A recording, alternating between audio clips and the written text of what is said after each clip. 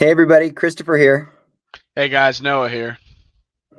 and we are here with our second episode of the Crooked Convos podcast. Last week we talked about us and what we do and a little bit about our channel and some other things, and what we're really going to talk about today is how we do what we do, giving a little bit of insight into some of the things we use, some of the things you hear us say over and over again. And actually, no, I think it was you that pointed out a comment someone made about someone asking for some insight into these things that inspired this whole thing for us to do this way tonight. So why don't you go ahead and talk about that? Yeah, absolutely. So I got to give a huge shout out to my uncle Chuck and my whole family there of my cousins and all them. And so how it happened was I was on the phone with my dad, and it was just after we had released like the first couple episodes of the Bill Manor Part 1 and Part 2, and I think they had watched Bill Manor Part 1. They hadn't quite gotten to Part 2, and it was really cool because they were just kind of on the phone with my dad, and we're talking about, hey, we actually like the content, like it's pretty good. But they had a couple comments on it as far as like, hey, we're like super new to the paranormal and don't really know a lot about like some of the equipment you guys use and some of like the techniques that you guys use. So we're a little bit lost on that. So like they would like to see us sort of explain those things a little bit more as we're using them. And I was kind of like, wow, that's actually a great uh feedback. Like I didn't even think of that. Like I was more in the sense of like in my own thing, like I know what this stuff does, so I'm very familiar with it. But yeah, I didn't really put it into perspective for somebody that is brand new to the like is somebody that's brand new to our channel might not be somebody that's super knowledgeable about all the stuff that we do. So yeah, we do need to talk about that kind of stuff. So we thought, hey, like let's I mean, as we obviously make more content in the movies that we make, we're going to start doing that as well. But we thought, you know what, why don't we just make a podcast about that whole thing where we kind of talk about some of the equipment we use, and then also there's a lot of names that we throw out a lot just because of the way that they're kind of tied into everything that we do. So we thought, well, let's give a little bit of background on that so people aren't super lost when we start talking about them. Yeah, I think that was such great feedback, and I'm always open to hearing things like that, and will always try to accommodate things like that when I can. I know you feel the same way. Yeah, I mean, it's one of those things it's kind of like anything. If you're stuck in your ways of what you're doing, you're never going to learn and grow. You're never going to move on from it. And you have to be adaptable in whatever you're doing, or else you'll just stay stuck. For So sure. right, like any chance that I have for somebody to have some really good feedback on how we can improve the things that we do, that's what I want to hear. I Because all I want to do is improve. I just want to keep getting better and better and better for so that way the content is better. I get better in the way that I investigate, the way that I get spiritually connected with the universe, like all of it. I just want to keep getting better and better. So always the feedback is highly appreciated. Absolutely. So why don't you go first with some of the equipment that you've got there in front of you? Yeah, absolutely. So I'm actually going to go ahead and start off with one of the most basic tools used in paranormal investigating, and it's known as the EMF detector. And so, as you can kind of see with this thing, it's got all different rays of like colors. And essentially, what that physically represents is different levels of electromagnetic field that's being picked up. Funny about this piece of equipment here is that whenever it was first created, it wasn't actually created for paranormal investigating. This was created essentially to go into places that might have some bad wiring because of the electromagnetic field that normal electrical wires put off. So it's created so somebody could go into a home and kind of test to see if there was any sort of like really bad connection somewhere.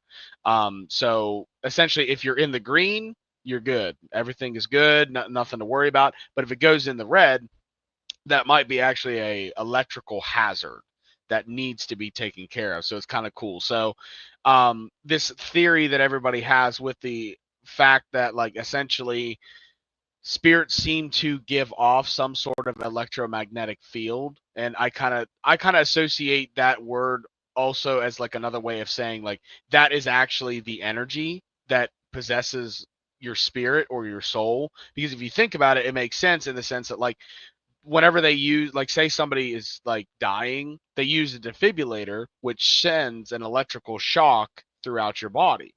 So therefore, if you're going to say that energy is surrounded by this electromagnetic field, it would make sense of why that would work in a way.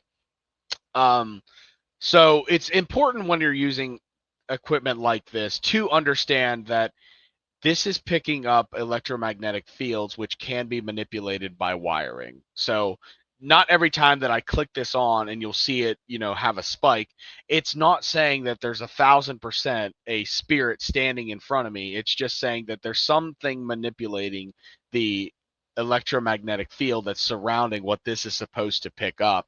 And so that's where, again, um, take it with a grain of salt, and it's kind of like notice the patterns. Like, for instance, like if I go by somewhere and it spikes all the way to red, right? Remove the device for a second, let it kind of reset, and put it back. If it spikes again, okay, do it a couple more times. Just kind of repeat the process. Do it a few times, see if it continuously does it, and then you're like, okay, if it continuously is doing it, it might just be bad wiring. But if I take it and it spikes real big, and I take it a couple more times and it doesn't anymore, it's like I might have actually just picked something up there because it's not doing it consistently. So that's just something to remember when you're using a piece of equipment like this. Nice. Yeah, it's an easy to use piece of equipment. And I mean, when you do it the right way and when you try it out and see what's working, what's not, where it might really be coming from, it can be a very useful piece of equipment. So. Right. One of my favorites is like if you're in an abandoned place, that's where it's like, yeah, definitely keep that in mind in the sense that like there's definitely going to be some really bad wiring if there's any sort of like electric current that's actually still being ran there. Now, some of these places might be completely abandoned where there's absolutely no electrical current being run through those wires. So when you have stuff like that, it's a little bit more like, oh, okay, that's kind of cool. But I think my favorite is like if you're in the middle of the woods where there's no electrical stuff out there at all and it spikes, you're like, okay, that was interesting. Yeah, that's pretty epic. Right. And um I haven't had too many because the only place that I can say I've actually investigated like out in the woods was Egypt Valley, and I don't remember using it a ton, but I'm definitely excited to go to more of these places that are just like out in the middle of the woods and see what we get off of it because it's a very easy tool in the sense that literally all you do is just click a button and then you just walk around with it and see if you get a spike. So it's very easy to use and anybody can use it. And it's cool sometimes some of the stuff you get off of it. Oh, for sure. So why don't we go ahead and now tiptoe to something that you have that you more use a little bit predominantly. All right. Well, I'm going to start with tarot cards. So, in almost every single video, you'll see me using the exact same deck. It's the Wild Unknown. I like it because it does a brilliant job of blending beauty with things that are grotesque and light with darkness. And it's just got this whole overall feral feel to it. That's one of my favorite words. I love the word feral. And that's probably why I love this deck so much and just use it over and over again.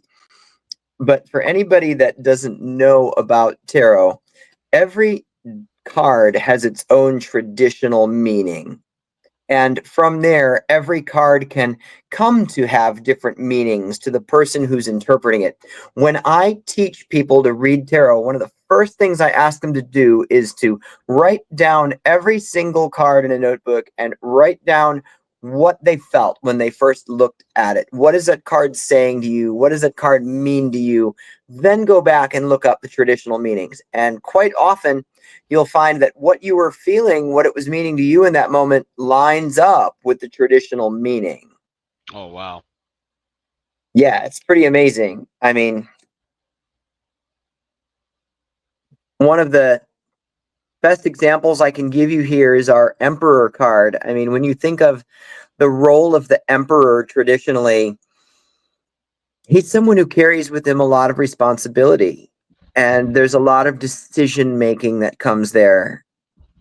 And even when you've made the absolute best decision possible, there's a really good chance that somebody's not going to feel that it was the best decision possible. So you're constantly weighing different possibilities of this is for the greatest or greater good, but still somebody over here might be affected negatively. Responsibility.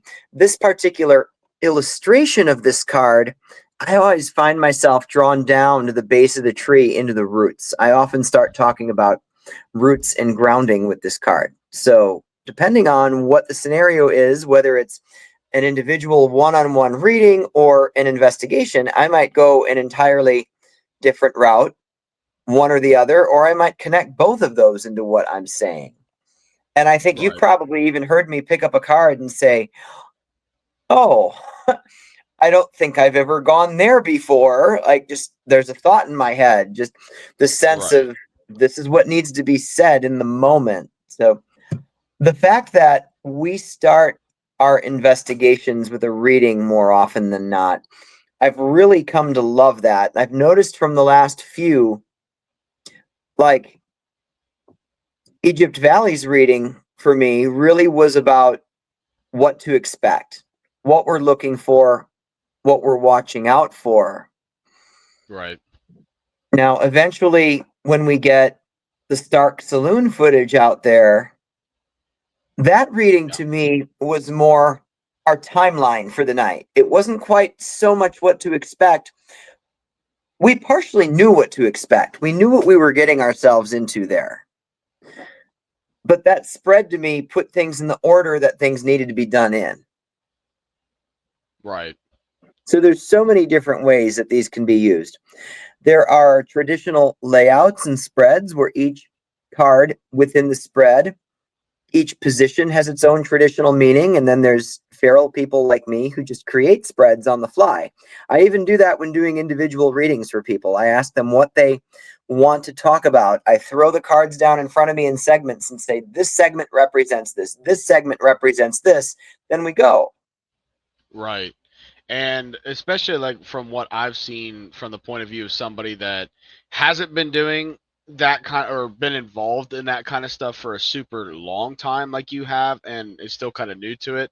The thing that I've noticed and this is actually really more just about paranormal investigating in a whole, but especially with that kind of stuff, I feel like whenever you walk into something and you see something like this, you really need to have an open mind to it. You can't be closed off and already have an opinion about like, oh, I don't believe in this. It's not going to work. You really need to have an open mind and really sit and think about what is happening in the reading and then what happens afterwards, because as I've come to find out after seeing it for a few times now, the way that we do a reading before an investigation and we kind of talk about, well, this is something I think that the card is trying to essentially communicate to us and what we're going to expect.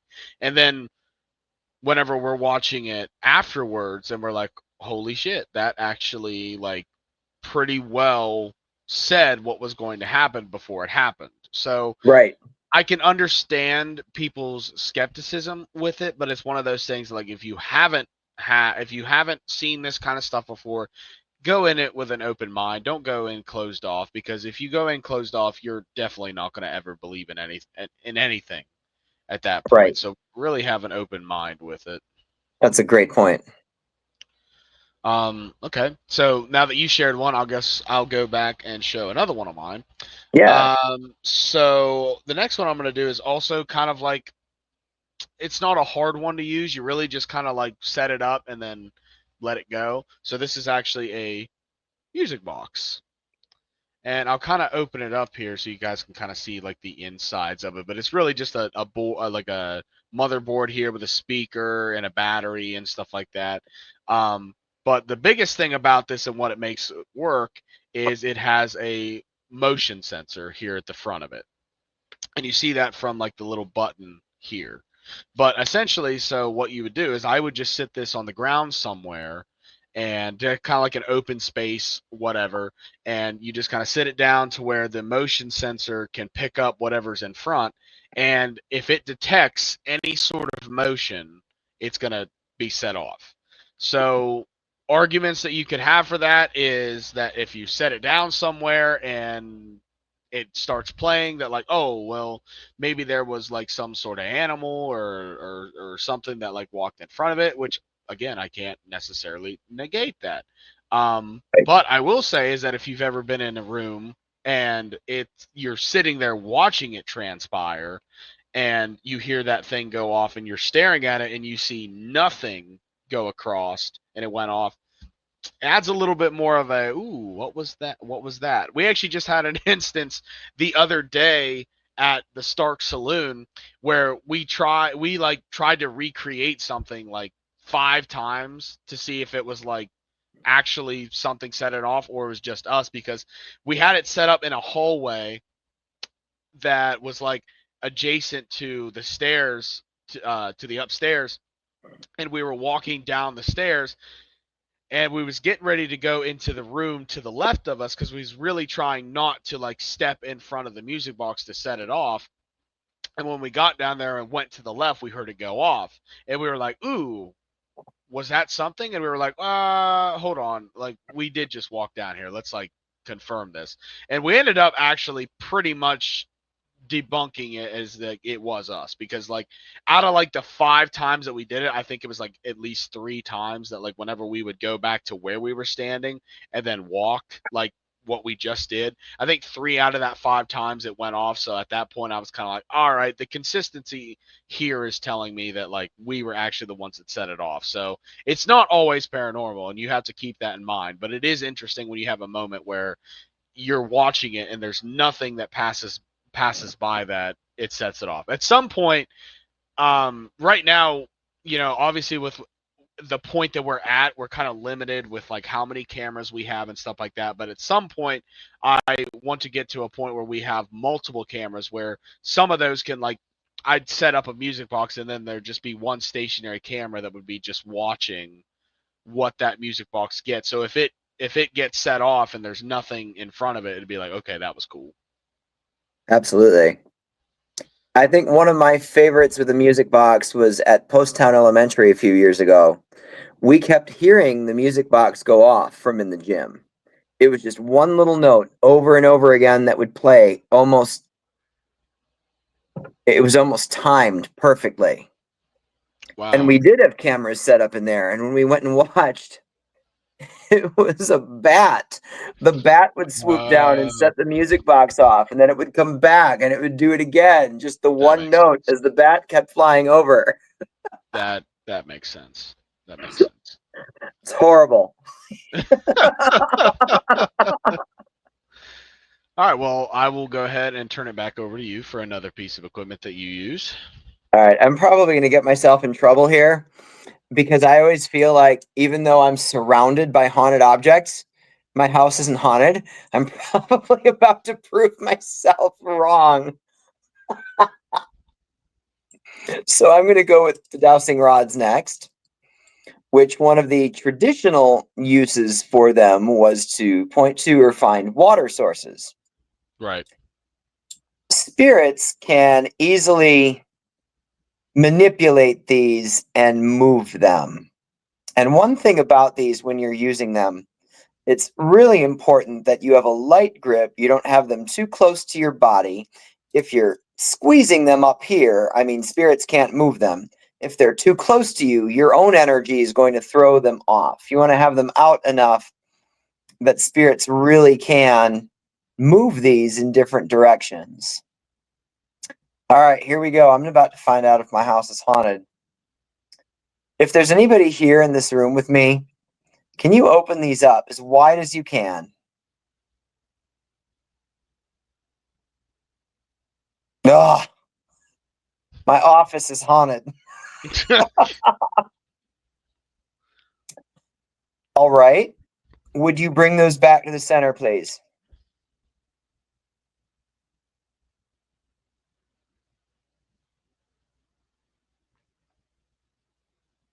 Wow. Somebody's got some energy. Can you cross these for me?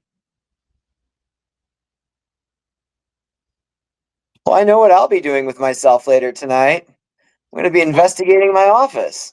I have a thought about that too, though, because like and we're gonna kind of talk about this at some point during this podcast too. But it's like the idea of like spirit guides and stuff. So if you have a spirit guide that essentially is attached to you, it's like that's more of like, again, not necessarily that everywhere you go is haunted, but if you have a spirit that is attached to you, like if there's something sort of like a spirit guide, or say you have a loved one that passed away or something like that, and they are kind of watching over you, they would still kind of be around you in that sense. So there's always Oh, that to for kind of sure.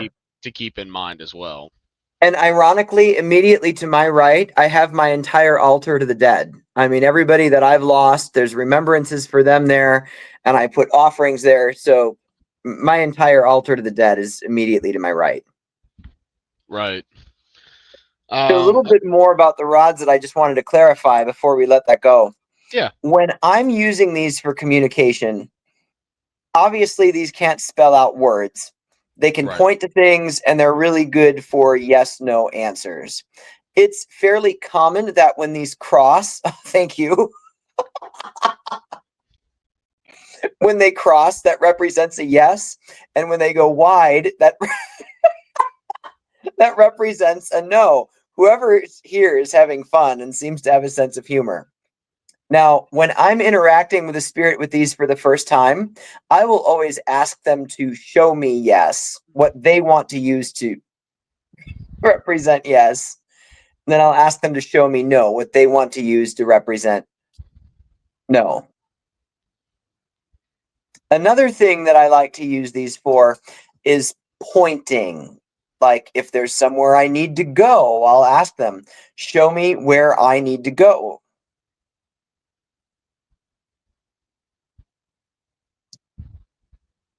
What's to your left? The bathroom?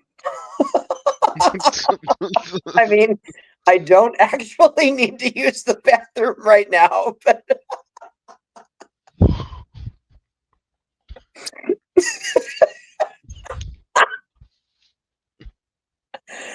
I really need to find out who's in my office. This is great.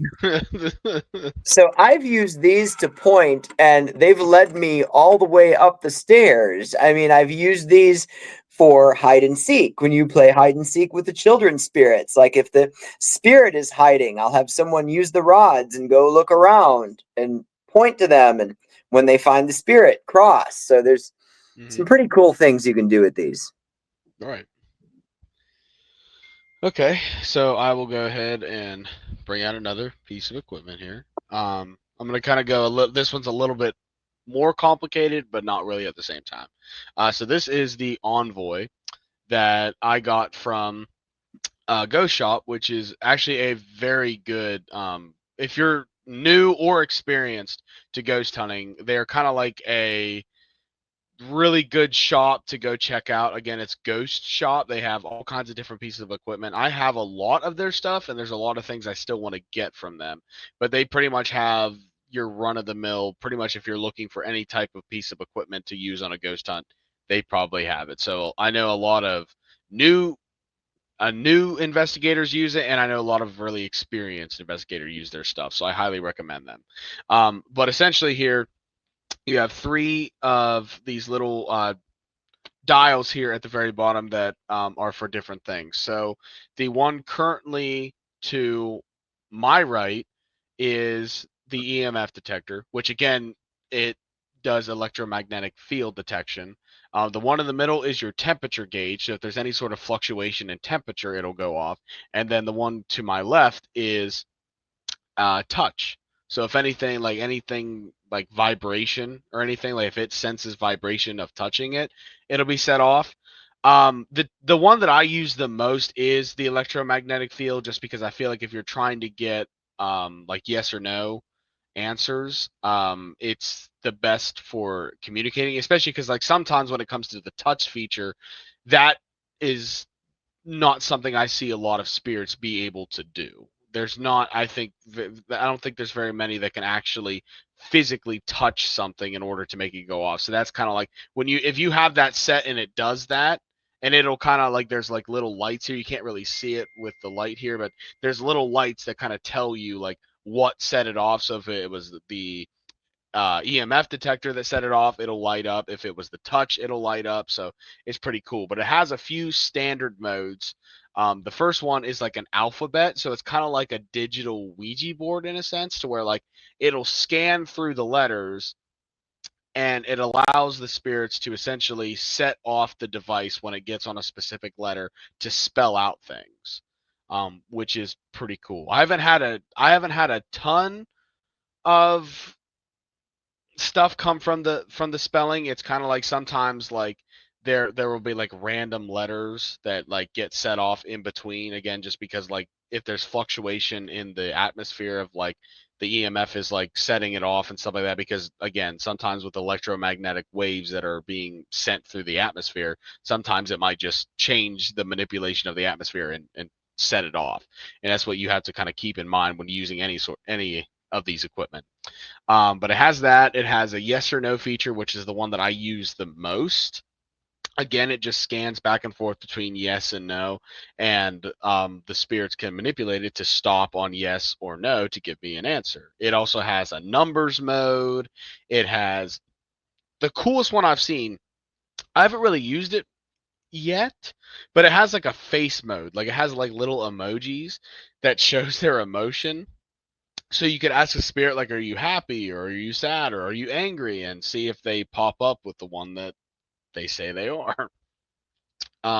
It also has a little mode too where you can kind of go into and actually see like the more specific, like what the temperature of the room is, what the electromagnetic level is in the room, and stuff like that, which is pretty cool. So you kind of can get a little bit of an idea behind like how much electric magnetic interference is in that room, what the temperature is. So if there's any sort of like fluctuation, so if you're in a room and we'll say it's 70 degrees, and then like 10 minutes later it's now 60 degrees, it dropped a whole 10 degrees in 10 minutes, you'd be like, wow, that's weird.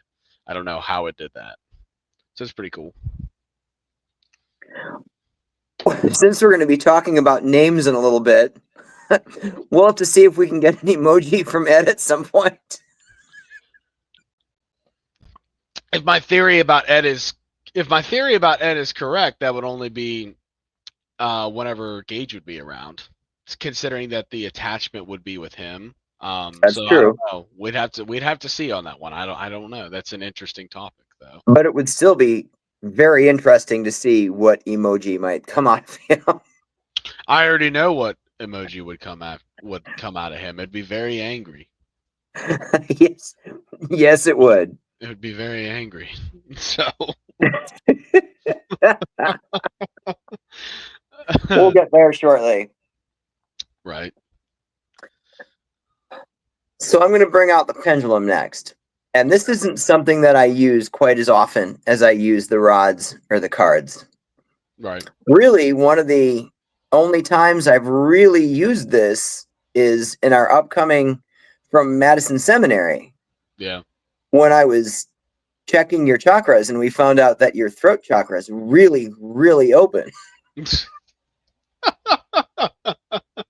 Right. I think that was definitely the strongest that it went.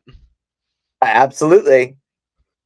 So this can be used to test energy, like I mentioned with the chakras. If you place this at someone's crown chakra or over their third eye chakra, to me, when this moves, now I'm doing this so you can see it.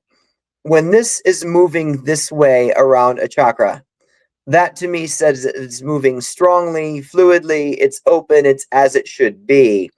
If I'm testing a chakra and there's no movement whatsoever, or the movement is erratic, that tells me that some energy work is needed there. But when it comes to spirit communication, just like with the rods, I'd ask if there's anybody here that would like to use this to communicate. Can you show me how you'd like to communicate? Yes.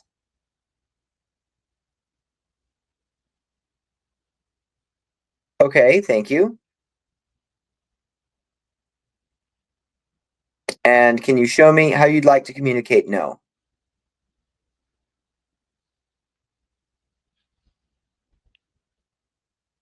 Sometimes I also find this useful if we're doing some sort of session and interacting with one particular spirit. Let's say this is just doing something like it is right now. Right. To me, if that suddenly changes, if it stops, goes a different direction, or moves in a different way, that says the energy just changed and there's now a new spirit coming through. Right.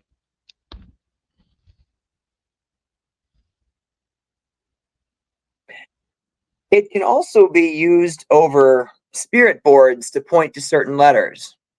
So if you hold Oh, it and start getting a strong swing toward one letter, it can be used that way too. I don't often use it that way because I just use the board as is, but right. that's also something that can happen. Wow, yeah, I never even thought of that.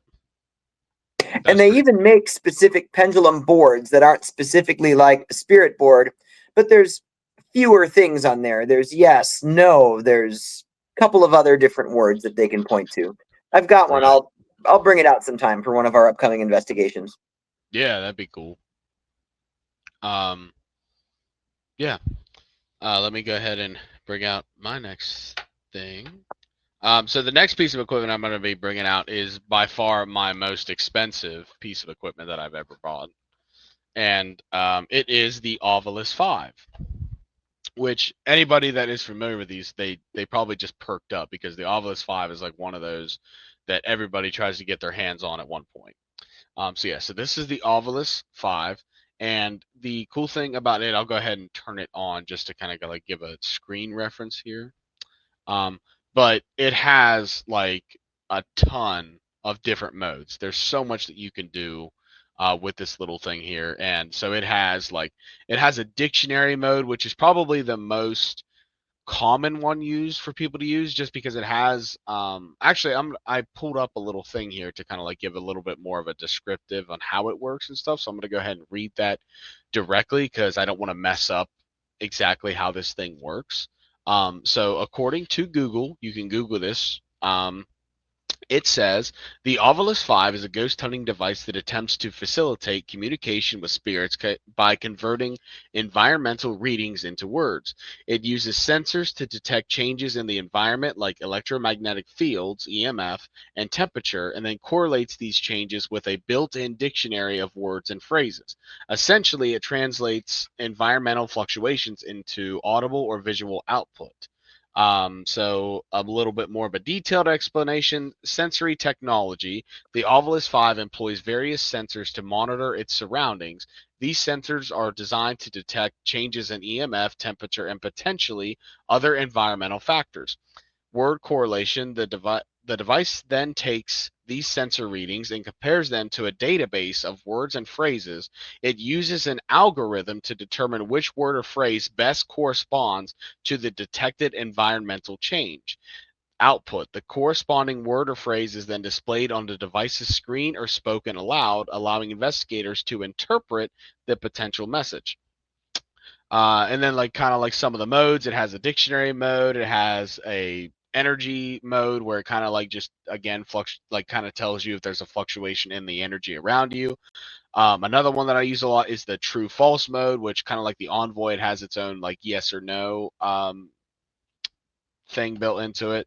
Another one that's really interesting on it, I haven't used this a lot quite yet, but it has like a picture mode where it like scans like on a screen, and if there's any sort of image that is being manipulated by the sensors, it'll kind of show a picture of whatever it wants to show. So I think that's pretty interesting in and of itself as well. And it's a really cool piece of device. I I like to use this one a lot with other pieces of equipment. And that's basically everything that we do. So like a lot of times like with like say the rods that you use or the pendulum and stuff like that, I like to use pieces of equipment like the Ovilus or maybe the Envoy or just something like that to kind of give as much validation towards what we're doing as we can.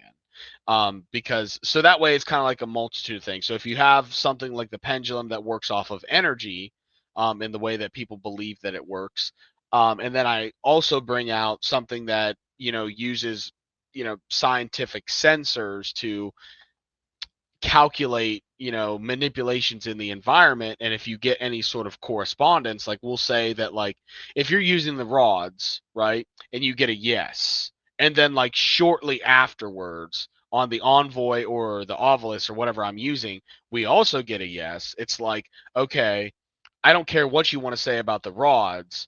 What was the chance that you get a yes on the rods, and then this scientific piece of equipment also said yes? And it's not like this said yes and then the rods said yes. And that's the point I want to make, is like, it's not like if you want to say that, like, oh, somebody's moving the rods or you're doing whatever. It's like, if you have an answer on the rods and then this more scientific piece of equipment goes off and says yes, what was the chances that that did that? So I Right. always like to point that out. And again, because the whole point is, yes, none of when it comes to paranormal investigating, none of it is 100% factual in the sense that I can 100% prove to you that everything is real. I can't do that. I wish I could. But it's about noticing the patterns in what's going on to give any sort of validity. So that's why I try to use multiple pieces of equipment at the same time to see if there is any of the same patterns going on to add validity to what we're doing. Right. Everything you've brought up so far, I've been familiar with all that equipment for a long time, but just don't tend to use it. I have never really done this way before, of putting the different pieces of equipment together, and I really like how it's going. So I'm really enjoying doing it. I think the results we're getting from doing that have been absolutely fantastic. Oh, right. I think so too. And I think that's what helps a lot of times in, like, kind of determining, like, during an investigation, what are the threads that we need to pull on and what we don't. Because if we're not getting a lot of consistency with something, it's kind of like one of those things, like, I don't know that we should go down that road because we're not really getting a solid answer here. But if we have multiple pieces of equipment that are backing each other up, and it's like, okay, let's explore that a little bit, because that seems to be, again, in a pattern sort of way, it seems to be a little bit more valid in what we're doing. Right. Absolutely. Well, what cool device do you now have to show us? Well, for me, this will be last but not least, my number one favorite, the spirit board, also known as the Ouija board. So I am going to begin by getting on my soapbox because it's something I'm very good at. Right. And over the years, I've heard so many people who say they won't use these or don't want to be in the room when one is being used. And I know there's a lot of locations out there too that don't allow these to be used, and that's fine. That's up to every location, and they're allowed to have their own rules, and I'll always respect those rules. Right. But I do feel that those who are so very closed off to this piece of equipment, it comes often from a place of lack of knowledge about the equipment and just feeding into stereotypes. So far, every single piece of equipment that you and I have picked up and talked about tonight, the intention is to communicate with spirits. The intention of this right here is to communicate with spirits. So, how is this any different from anything else we've talked about? The answer to me is the fact that there's been countless movies made about this Right. that showcase this as being a portal to evil. Right. Hollywood had an opportunity to run with this. At some point, they'll probably make a movie about a set of dowsing rods that unleash the devil or something. It'll probably happen, That'd be interesting. right? Right. So, the board here, which I'm also going to mention, this particular board, it's not just any board, it is the Christopher Lee Jansen edition spirit board by Creepy Crate. Right. Yes, check It is that out. That is so cool. I know, and Creepy Crates, even better. If you don't Oh know what wow. Creepy Crates is, check out Creepy Crates. They are an awesome Yeah. company run by awesome people. They've got awesome products. They will send you creepy, scary, haunted, and just fun stuff in the mail. Absolutely check out Creepy Crates. So for me, when I use one of these, I have 4 of them in my car at all times. There's this, my personal board. There's the board that I only use at the Fairfield County Infirmary because I'm so connected there as their house psychic. There's a Mhm. board that I use only with one particular spirit, and there's a board that I'll use, well, anywhere else. When I pick up the board and start getting ready to use it, you'll notice that I often make a series of figure eights with the planchette on the board. And Right. even the other night for the seance you witnessed, you heard me say, these first few movements you're going to see, this is all me. The reason Right. I do that, I'm connecting my energy to the board and I'm allowing the energy and spirits of the place to connect to me and therefore connect to the board through me. Right. Like we were just saying a little while ago when you and I were talking, I find that my success in using this comes from I'm essentially channeling when I use it, just like I do when I do a traditional spirit channeling session. Right. One thing that I find when I connect to a familiar spirit on the board, Mhm. they have ways in which they move the planchette around the board that are familiar just to them. One of the best examples I can give is if the planchette is on yes, and then I ask another question and the answer is yes, they'll move it in a certain way. Little things like that to me are how a spirit creates its signature. So I look for little things like that to know who I'm talking to, if I'm really talking to whom I'm told I'm talking to. Right. I mean, I really think that these are a great tool. I've seen some great things from a session where just complete gibberish was coming through, not making any sense. And we found out later that the spirit that was connecting, she couldn't read. Uh, She couldn't read. So why would she be able to spell on the board? And that also explained why she was thrusting the planchette angrily off of the board because she was frustrated. This right. isn't the way to communicate with her. Right. And I think too the point that you brought up is a really good one in the sense of like how I kind of like explain it to people too, because I will say this is also from my previous in the sense like when I was in the Christian church growing up, I was also one of those people that was fearful of the Ouija board and misunderstood it, and it was because of misinformation about it. I wasn't I wasn't informed, and I didn't look at it from the point of view that I look at it now, which is it is no different than me picking up the ovilus in which I already said and saying, "Come talk to me," and it giving me words and giving me answers. There's no difference in the sense of communication. It's more to me about if you're worried about things getting attached and stuff like that because of communicating, there are steps in which you need to take in order to protect yourself from being attached by something you don't want to or something following you, something in that sense. And that's kind of a bigger topic than I think we have time for to dive down today. So that's probably something we'll even dive down at another point. But like Absolutely. essentially even just to put it in just as simply as I can for right now, you need to make it very well known when you're doing an investigation or you're talking to something that you don't know 100% what it is, that it is not allowed to follow you, that like it has no permission. And there seems to be some sort of energetic reason as to why if you make your energy strong enough in the sense that like you're not allowed to follow me or attach to me or anything like that, they don't seem to be able to. And so I don't. It's an interesting topic, but I kind of wanted to just point that out again. I think the Ouija board is very misunderstood because of just misinformation about it, and especially because like whenever you whenever you talk to people so much about how evil it is, and obviously the media can be really good at that with the movies that they've made about it and stuff like that, it can make people fearful of it. And once you're fearful of something, you're not going to be real open to immediately diving down something that you're fearful of. So I can Right. understand it. Right. I just wanted to point that out as well. No, that's a good point. Thank you. Yeah. Okay, so I've really only got a couple pieces of equipment left too, and I'll kind of like merge the two, since I think that was it for you, right? Yeah. But yeah, so I will go ahead and explain my last two pieces of equipment real quick. So the first one that I want to talk about is just essentially your standard spirit box here.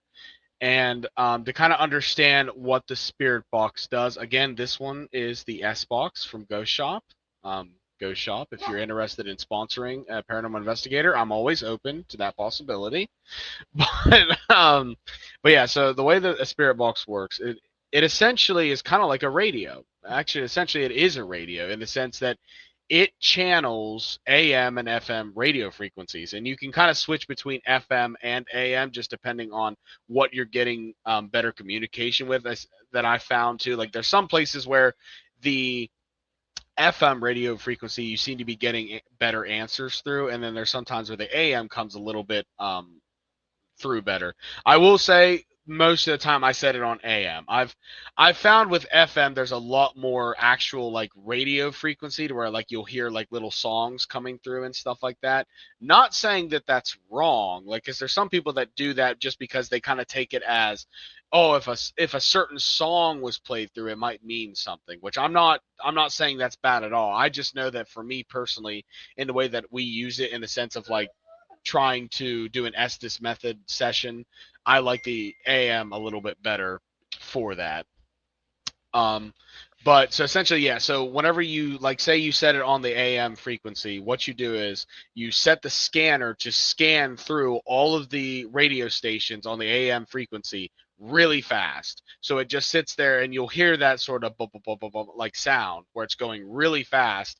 And supposedly, whenever it does this, the spirits can then manipulate that frequency to actually speak through. And it's really cool because if you've ever actually sat and listened to a spirit box, it sounds like I almost want to say it's probably actually what their voice sounds like. Because if you ever hear like multiple different spirits talking, so if like there's male or female spirits, you can actually tell the difference between the male and the female spirits, which kind of dives into our favorite method, which I just referenced, which was the Estes method. And how it works is you essentially just take that spirit box and you plug it into a pair of noise canceling headphones, kind of like what I'm wearing right now.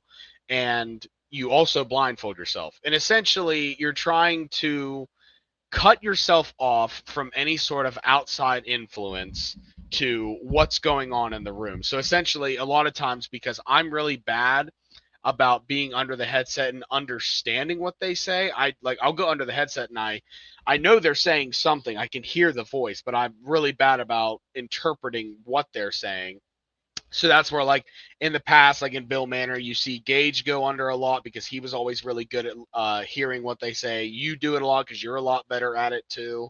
And then somebody else asks questions. And the thing is that as you can attest to this, the headset is so loud that I could be in the same room with you yelling and you're most likely not going to hear me. And I know you can't see me because you have a blindfold on. So when I start asking questions that are very direct questions, and then you start immediately responding and answering the question like directly, it's a really cool experience. So it's like one of those things like it's one of my favorites. Like if we like, for instance, when we went to the Bill Manor for the psychic workshop and stuff, and we got to Mhm. do the investigation with everybody afterwards, that was one of the coolest experience in the sense that everybody kind of got to sit around the room and see that in person. Because if you think seeing it on like the television or your phone or whatever you watch that stuff on is cool, go and experience that in real time. It's going to change your perspective on the paranormal.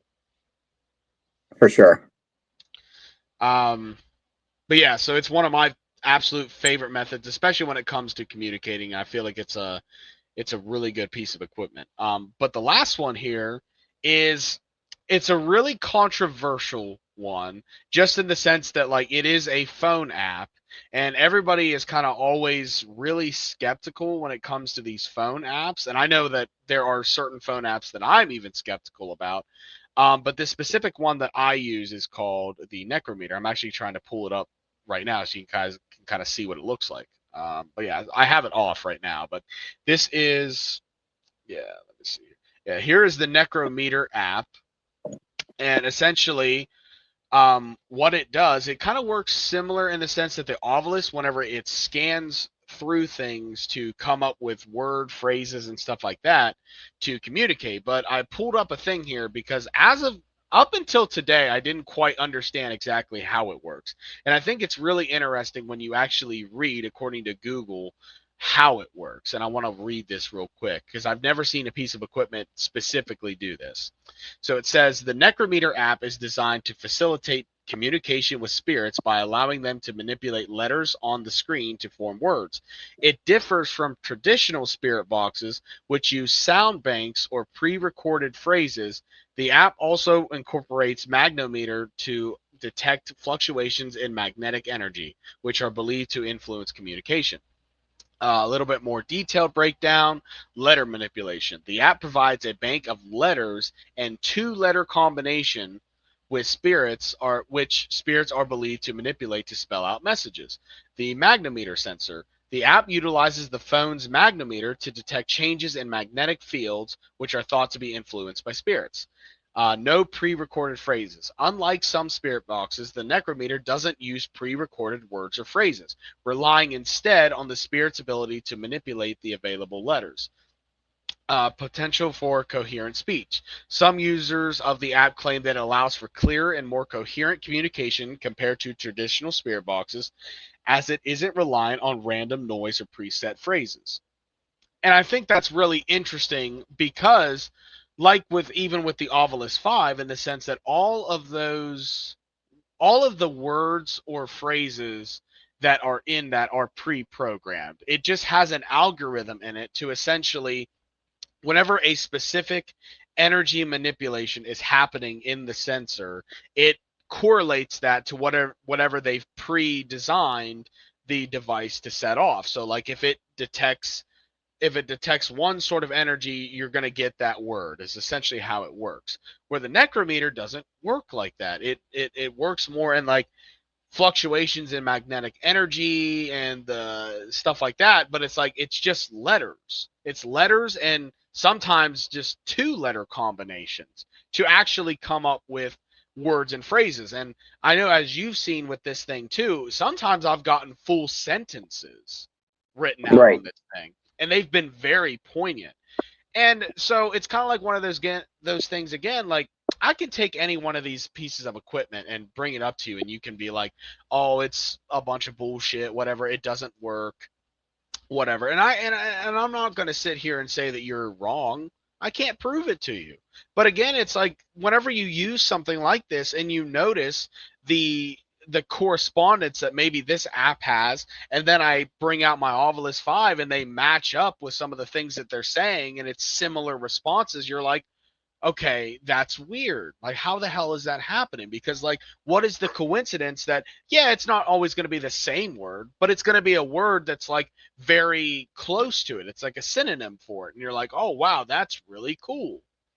So it's really interesting. And the Necrometer, based off of what they say, it's definitely my favorite app. I think it was like $10. So like if you're somebody that's like again new to investigating, or just you've been investigating for a while and you're looking for even just something easy to get, like a phone app, I highly recommend the Necrometer, because I've had so much more success with it compared to some of the other ones that I've used a little bit. There's some other good ones too, but I feel like I've had the most success with like clear communication with it. There's just something about that app that I really wanted to talk about today.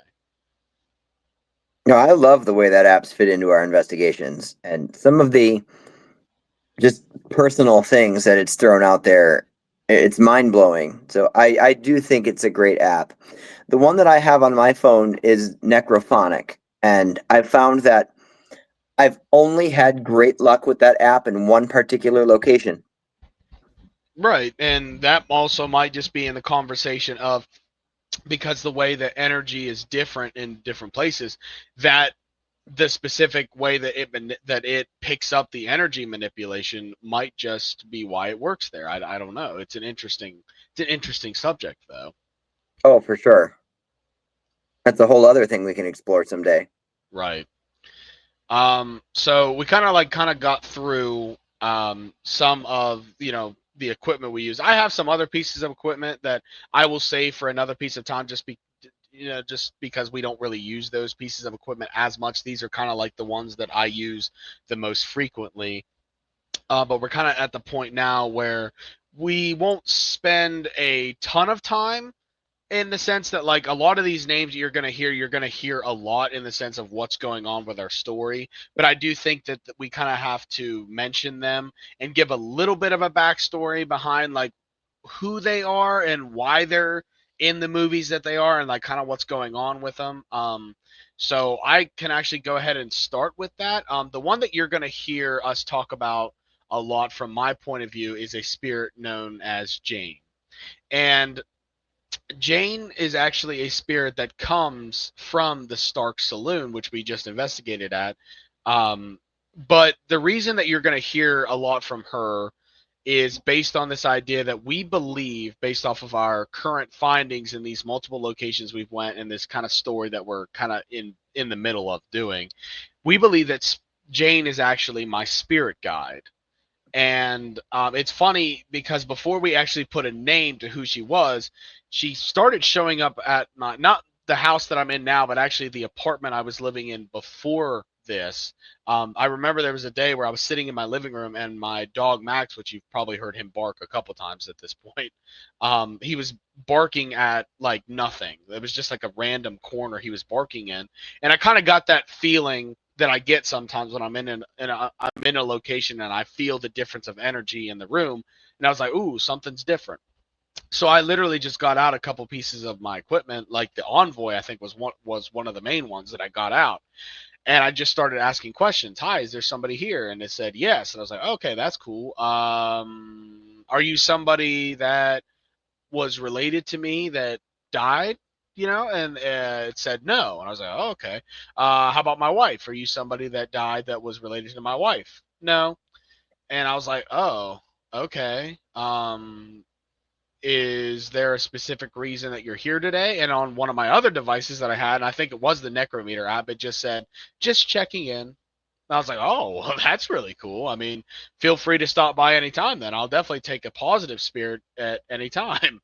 And then, as you'll see, as the movies kind of progress, you'll see more of how we've kind of gotten more and more connected with the spirit of Jane, and how we've come to the conclusion that we believe that Jane is essentially my spirit guide. Which that spirit guides and that whole thing is going to end up being its own podcast episode in itself, because spirit guides are so interesting, and it's something that I'm still very new to. Like, again, when I was in the Christian church, that really wasn't a thing. You know what I mean? It was kind of like, the Holy Ghost is always with you, but this idea that like a spirit guide is with you is still kind of new to me. So I think it's interesting. Oh, very interesting. So I'll point out that when people see me using the smaller black and gold board for very specific answers, I do only use that board for one particular spirit, and that is a spirit guide of mine who gave me very specific instructions to be careful about using his name, as there's so much power in a name, and when there's negativity around, it can latch onto that and use that for manipulation. So I'm not going to put that name out there right now, but I do Right. think it's worthwhile to put it out there that when people see me using the smaller black and gold board, looking for very targeted answers from one particular spirit, I only use that board for him. When we do our episode on spirit guides, I'll tell the story of when I first connected to him. It's Right. absolutely unbelievable. But the first name I actually want to throw out there is Lisa. You'll hear me say the name Lisa a lot. I first connected to Lisa in room 315 of the Fairfield County Infirmary. And the way she presents in that room is as a blind lady who likes to sit in the window, feeling the sun coming in on her face. Mhm. Over time, we realized that there was a lot more to Lisa. She seems to be able to see so much more than you would think, considering her blindness. It's like she has a second sight. She knows when somebody's bringing something into that building that they shouldn't be. She just pops in on investigations and shares insights with me. Over my time in working with Lisa, I found out that she was not someone who was really there at the Fairfield County Infirmary. Rather, she's someone who's deeply connected to me in a past life. And just the other day, you saw what happened at ISS when we were working through something. When she popped in, and all she said to me was, "Remember your name," and it gave me the answer. It was Right. a big answer toward what we were working on. And I'll be as honest with everybody as I was with you that day. She popped in and said what she did because where I was about to go with what we were working on, she was like, "Oh, he's going to screw this up." And I was almost panicked about what we were working on. We'll revisit that another time. But Right. that's Lisa when I use that name. That's who's coming in. Right. For me, I guess the only other big name that you'll hear me reference a lot isn't actually connected to me in a sense, but it is Ed. And anybody that has watched Bill Manor Part 1 and Part 2 so far knows that Ed very much hates me. I very much hate Ed. It's a mutual hatred. But essentially, to understand where Ed comes from and why he ties into this whole story that we kind of got unfolding, and this actually again starts before we had ever even met, and that was when I first investigated the Belair house in Belair, Ohio, and Ed was the spirit of Ed Hetherington in that house, and through multiple different reasons of what he was doing, he essentially when he lost his older sister Lyde, who was kind of like a mother figure to him, he started doing things in the occult and having people go there to like try to communicate with Lyde, and he was messing with stuff that he didn't understand. Which, if you don't understand how to do things, don't do them because you're going to screw things up. And which he did because of like throughout multiple mediums, paranormal investigators over the years, they believe that he opened up like 17 portals throughout the house, which I think has evidently invited something much more powerful and much more dark into that home that has essentially served as a puppet master to Ed. And essentially, whenever we went there, we believe that Ed got attached to my long life best friend Gage Warrington, and we believe that Ed is attached to him. And I've tried multiple different ways in trying to sever that attachment with him, and it hasn't worked. Which is an interesting thing to me. That at some point I hope I'm able to dive down, but we'll kind of see how things go. Like with trying to succeed in that. But Ed is essentially a spirit that is connected to Gage in the sense I believe there's some sort of attachment in there, and he's from the Belair house. And because I've tried to sever that attachment before, anytime that I've ever had a run in with Ed, like at the Bill Manor when Gage was there with us, um, Ed very much hates me, and I very much hate Ed. And you know why I'm laughing. I know why you're laughing, and anybody that's watched those episodes will know why you're laughing. So I highly recommend if you watch this podcast episode and you haven't seen those videos, please go check them out. And I'm actually really excited also to kind of throw in here a little bit is that I'm almost done completely editing part 3 of the Bill Manor. So that will be the conclusion to that series. So I'm really excited for you guys to see that last part. And I've been hard at work trying to get that finished. So I should be finished within a few days. So I'm really excited to get that out. That'll be awesome. I just want to throw one more name out there when people hear me say the name Zeke or Ezekiel. Mhm. And this is going to be a whole other episode unto itself, especially since we know that we're going to be getting into some past life work of our own in the near future. Right. Zeke is a past life version of myself who lived during the Civil War. He was a soldier who had a wife and children and died in the war. I had an experience last October that is easily the most unbelievable experience of my life that allowed for this door to open for me to connect with Zeke. And what makes it even more unbelievable is that there was someone there with me who was connecting to the other end of that. So we were both having the same incredible experience. But I know at OSR, his name came through when I was under Estes. And I mean, every now and then there'll be an energy where we just seem to need his energy. You'll suddenly see my hat gets turned sideways. When you see my hat turned sideways, that's not me. That means Zeke is coming through in the moment. So there's going to be a lot more about him in the future. Right.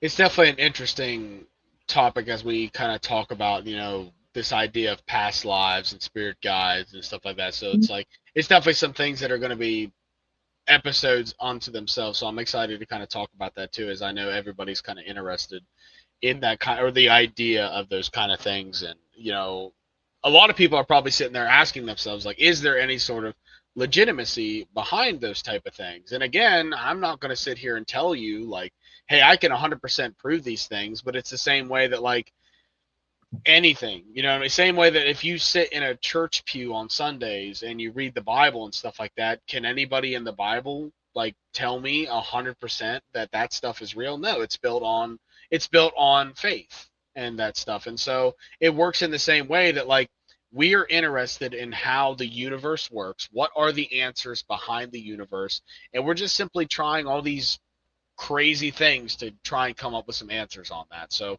we're the same as anybody else. It's just that maybe some of the stuff that we talk about, we get into, it can be seen as a little bit weird, but I don't feel like we're any different than anybody else out there that's like just trying to find what are the answers behind what is going on in the universe. Absolutely. But yeah, so that kind of puts today's episode into a conclusion. I'm really glad if you guys stopped by and watched this. I hope you guys like what we're doing here. We're gonna keep every week talking about new and interesting stuff, and we're gonna kind of with the movies as well. It's kind of to improve. We're just gonna keep on trying to build and grow and improve in the community. And um, we had a really awesome comment that somebody left us in our first podcast episode about the thing we were talking about with like psychic dreams. And while for next week we kind of have planned that we're going to talk about the Bill Manor episode, since I'm hoping to have gotten the part 3 out by then. So we're planning on talking about the whole Bill Manor investigation and kind of like the behind the scenes stuff of what might not have made it to the screen. But we are definitely planning on the episode after that diving down that question, because it was such an awesome question, and I really encourage anybody else out there that has any sort of questions about anything that we talk about, or anything maybe we haven't mentioned yet that you're really interested about, that you want to hear us talk about, please leave that in the comment section of anything that we put this on, because I really want to keep interacting with the community, since that's really what all of this is about. This is a chance for us to really get connected personally, and I really love hearing from you guys. So again, I really appreciate the comment that that person left, and it is going to be addressed 1,000%. And I can't wait for more comments and questions to come our way. Absolutely. There's just so much more to come. Right. But yeah, so in conclusion, hey, my name is Noah. I'm definitely the crazy editor of all the movies, and I'm excited to see where this goes. I just can't thank you enough for the work you do on the editing. I'm so impressed, and just the time you put into it, it's unbelievable. So It's one of those things that I work with what I have, and I like to think I'm getting a little bit better and better. I like to think that what I put out right now isn't too terrible. So I hope that when people watch it, they're like, okay, I can sit through this. This is okay. And I'm hoping that even in the future, I can get even better at that. So it's something that I am definitely working on continuously, as same with my investigating. I'm always trying to grow and get better with that kind of stuff. But I really appreciate um, you saying that you're appreciative for all that, because it means a lot to me. Absolutely. All right. Well, then it sounds like that's about it. So I will say until next week. Until next week, guys. Bye. Bye.